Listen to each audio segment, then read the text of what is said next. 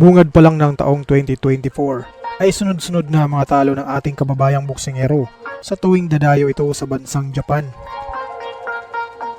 Karamihan pa dito mga boss ay hindi umabot sa desisyon ng mga hurado dahil sa early rounds pa lang ay napapaluhod na at napapagapang na ng mga Hapones ang ating mga pambato. Kaya naman mga bossing, ay laking tuwa ng ating mga Pinoy boxing fans kung may mga iilang Pinoy ang nanalo via knockout sa tuwing aapak sa lugar na tinaguriang Land of the Rising Sun. Nito lamang taong 2024 sa ika-6 sa buwan ng Hulyo, dumayo sa bansang Japan ang ating pambato na tubong General Santos City na si Michael Kasama para harapin ang nooy walang talo na Japanese professional boxer na si Kota Kaneko. Ang 26 na Japanese boxer mga boss ay may knockout to win ratio na 80%. Nakadali na ito ng Pinoy. Sila ay sina Jason Buena Obra ng Sorsogon, Shogari Montales ng Negros Occidental at John Riel Castino ng Bohol. Ang Japanese na ito mga bossing ay may kartadang 5 panalo, may 1 talo at 4 dito ay tinapos via knockout. Samantalang ang ating pambatong Pinoy naman mga boss ay may kartadang 9 na panalo, may 2 talo at lahat ng 9 dito ay tinapos by knockout. Huwag na nating patagalin to mga boss, bakbakan na agad.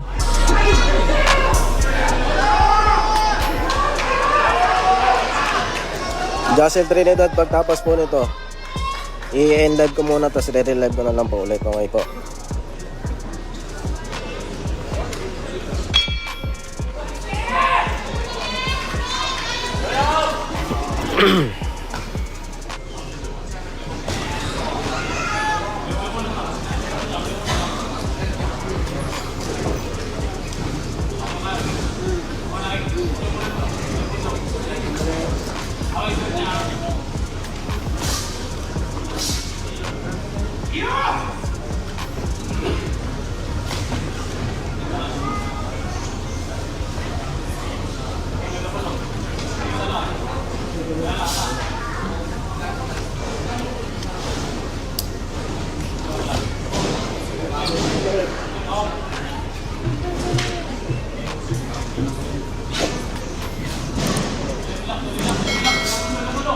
Shoutout sa Erson Trinidad, mabuhay ka hanggat gusto mo.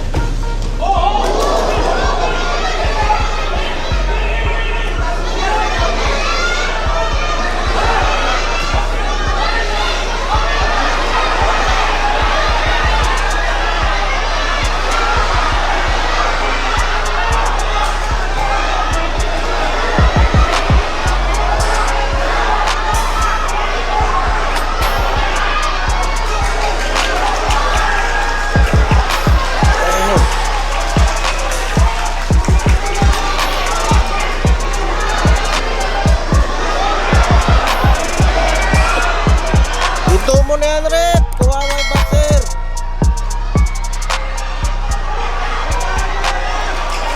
Uy!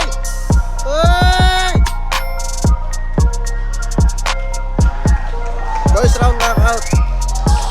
Hanggang dito na lang muna ang ating video ngayon mga boss. Kaya kung ngayon ka palang napadpad sa ating munting channel, mas maganda kung nakasubscribe ka na para lagi kang ma-notify sa ating mga bagong uploads. Maraming salamat sa inyong walang sawang suporta. Mabuhay, ingat po, and God bless!